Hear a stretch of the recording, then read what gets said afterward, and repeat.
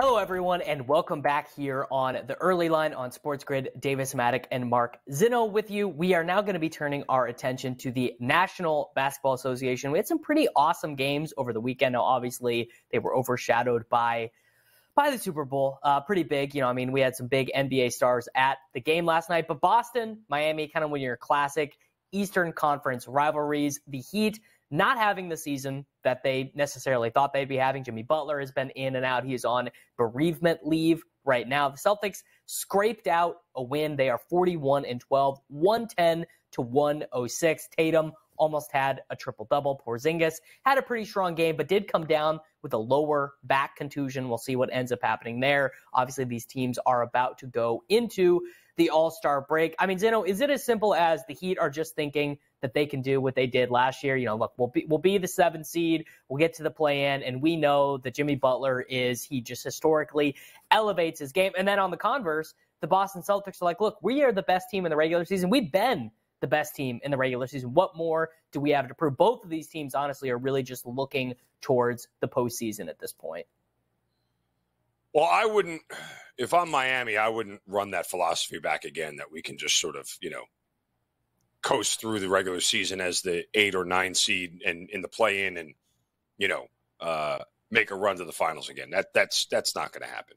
The East is much deeper this year than it was last year. I think the teams are better, and the dynamics of it, again, with a team, let's just take a team like Indiana, who's been very good at home this year, and they have one of the highest scoring offenses in the league. Like, those are styles make fights kind of game. And if Indiana plays Miami in a series and they can get out to a lead early, Miami doesn't have the offense to keep up. Like, you're going to have to figure out a way to shut down that offense of Indiana. And I just don't know it's a great formula for them.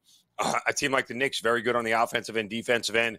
We know the Bucks struggle defensively, but, do you want to go punch for punch with Giannis in a 7-game series? And even the Cavs, to a certain extent, who I think are a little bit of a paper tiger, so to speak, given, their lack of depth beyond Donovan Mitchell and what else is really there. But I think the East is just a whole different world. So if I'm Miami, I'm trying to win as many games as possible and put myself in as good a position to get home court advantage. That is a good point. I think they'd be pretty well served to get home court advantage. But, just with how rough and tumble that offense, they just don't take enough 3-pointers, right? It's the modern NBA, and this is a team that still takes a lot of 18-foot jump shots. I have been, personally wanting Tyler Hero to just be a little bit more of just a pure shooter, kind of let someone else initiate a lot of the offense and finish a lot of possessions. Now, obviously, that is harder said than done when you're kind of reconfiguring your ball handling duties on the fly because Butler's in, then he's out, and your point guard changes. And it's a lot of work. Now, Spoelstra, I do think, is the best coach in the NBA. So I think a lot of that stuff he is going to figure out. My favorite team, Oklahoma City, they played against the Sacramento Kings on the weekend. 2 young, up-and-coming teams in the NBA. Domantas Sabonis, of course, used to be a member of the Oklahoma City Thunder, kind of 2 teams whose fates are interacting with one another. Oklahoma City is, kind of sitting here atop the conference in the Western Conference. They did make a trade. They added Gordon Hayward. He is going to be eligible to return. They get a 127-113 win. The Kings sit at 30-22. The Thunder at 36-17. What do you make of this incredibly young Thunder team? They don't really have a backup center. Were something to happen to Chet Holmgren in the playoffs.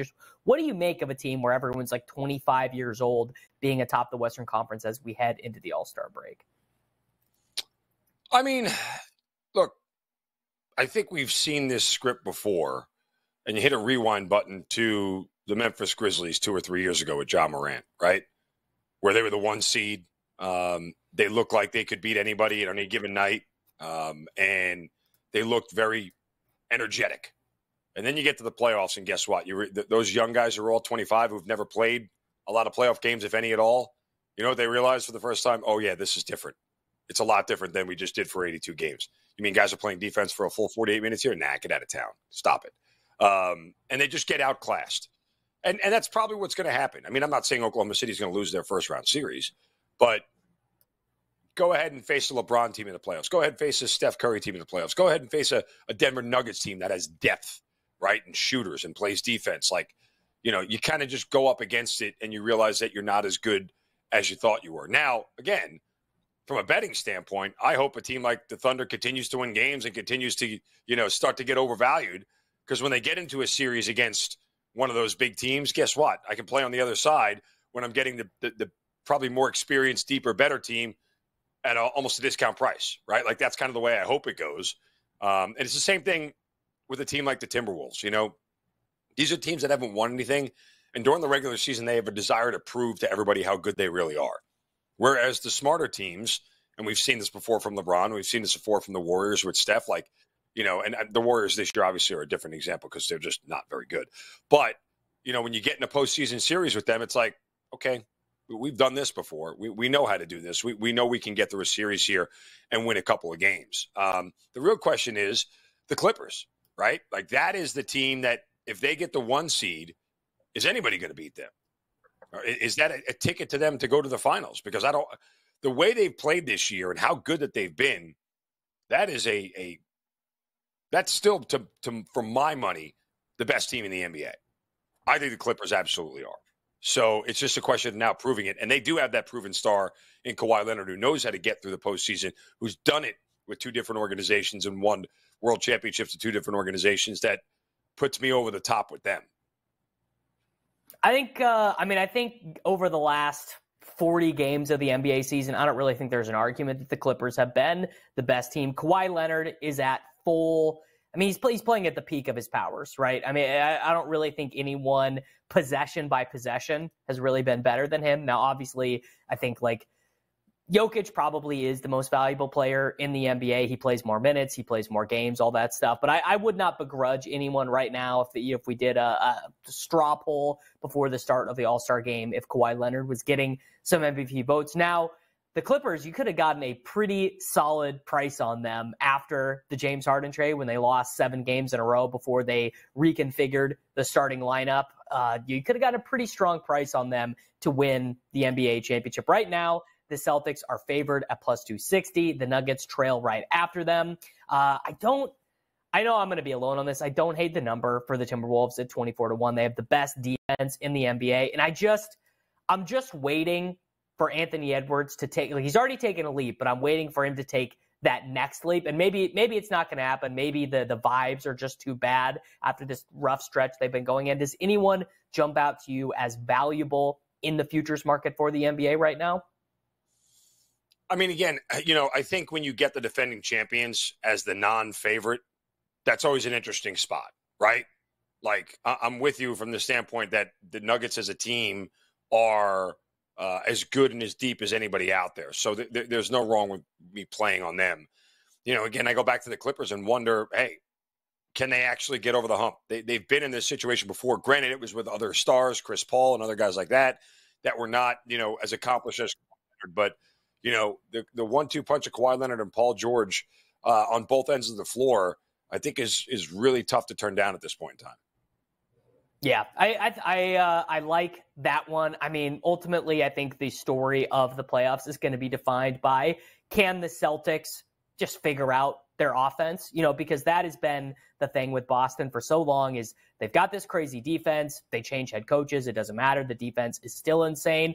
But somehow, Jaylen Brown has still not learned to dribble, and Jayson Tatum is not that great at initiating the offense. So kind of the whole thing comes down to Jrue Holiday, who was you have to say, one of the better offseason acquisitions of all time. The Porzingis stuff fits like a glove. We're obviously going to keep a close eye on that, and we're going to be joined by Coach James Young here in just a few moments. Zinno and I are going to head into break. More NBA conversation here in a few moments. Don't go anywhere.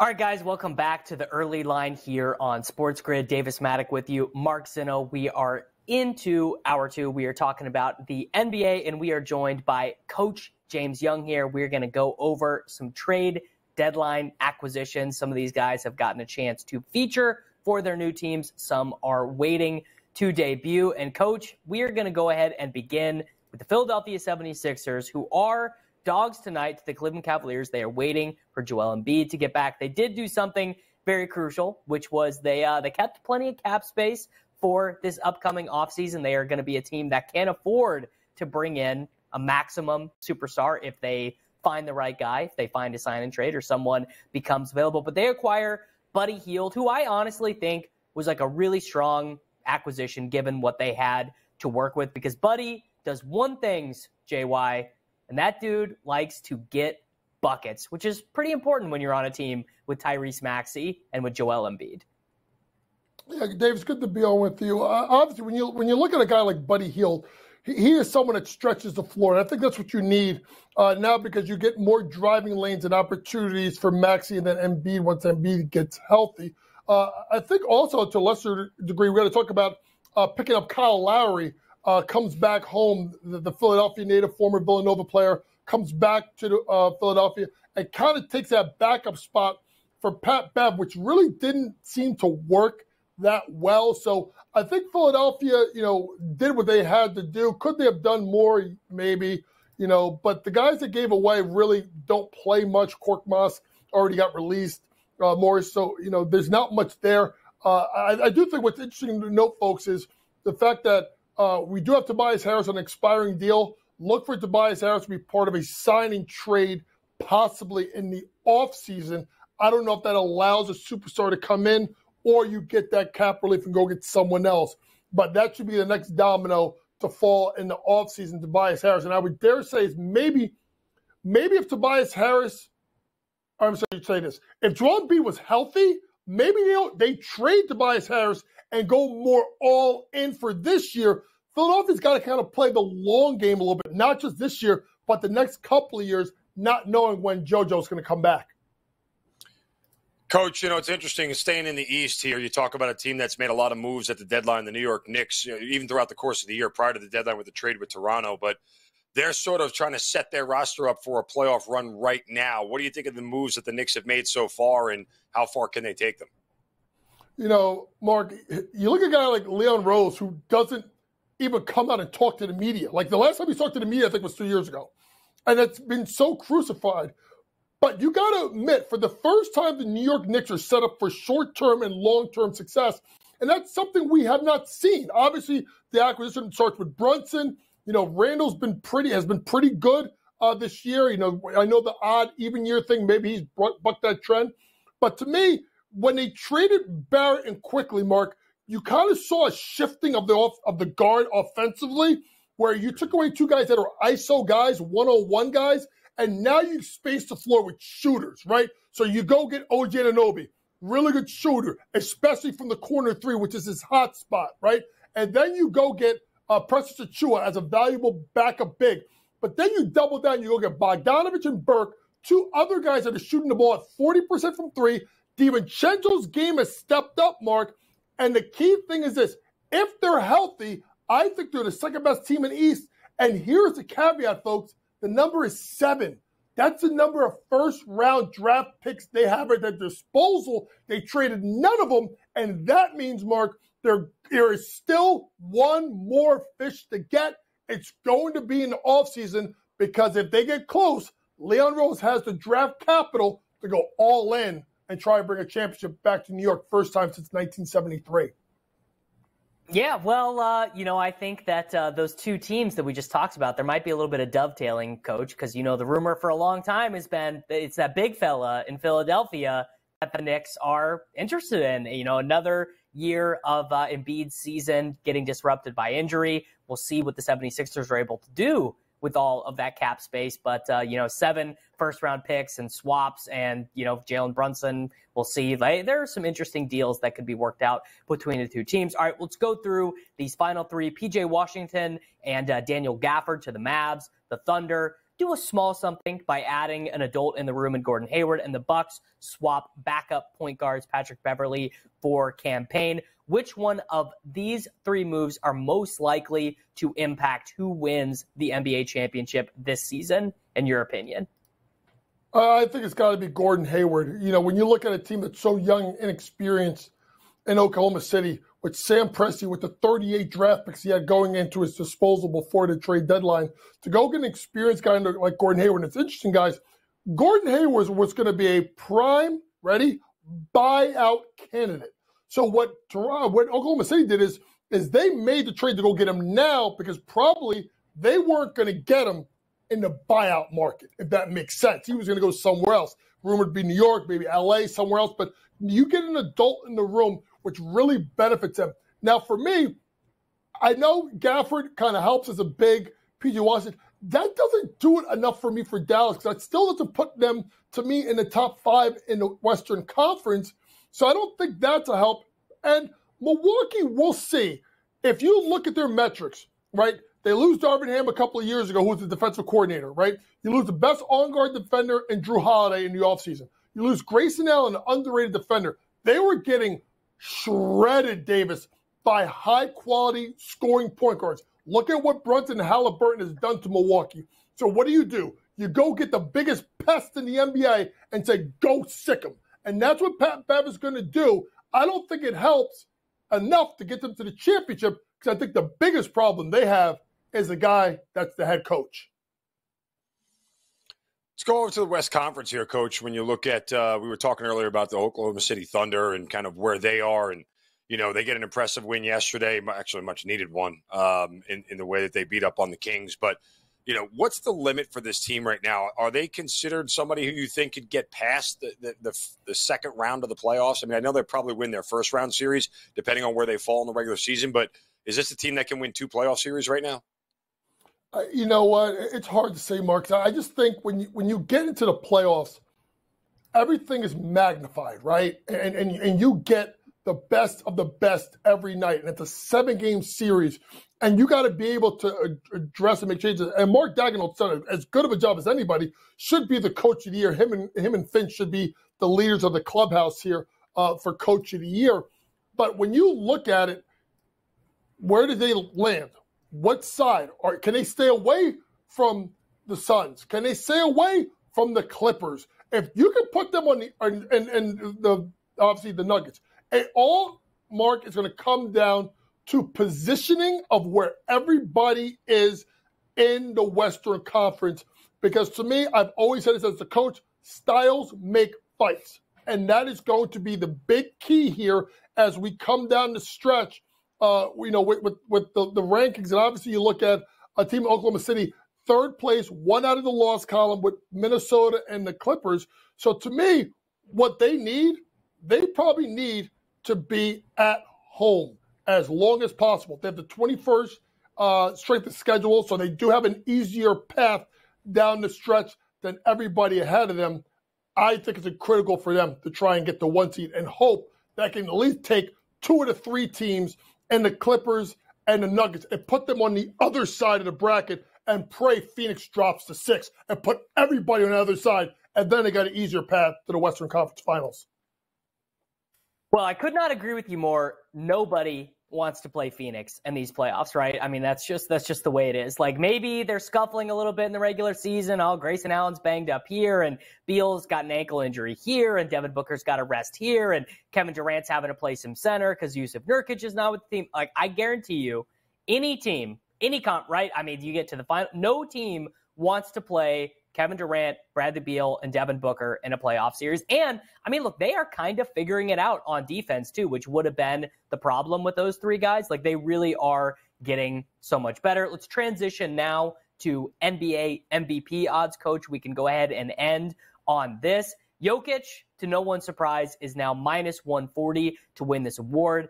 Giannis got his coach fired. Hard to win an MVP when you get your coach fired. The Mavericks, not going to win enough games. I think if the Mavericks ended up being the 4 seed, I'd probably vote for Luka. But let's just be real about it. Nikola Jokic is the best player in the NBA until proven otherwise. Like, you have that guy on your team, you win 50 games. It's really that simple.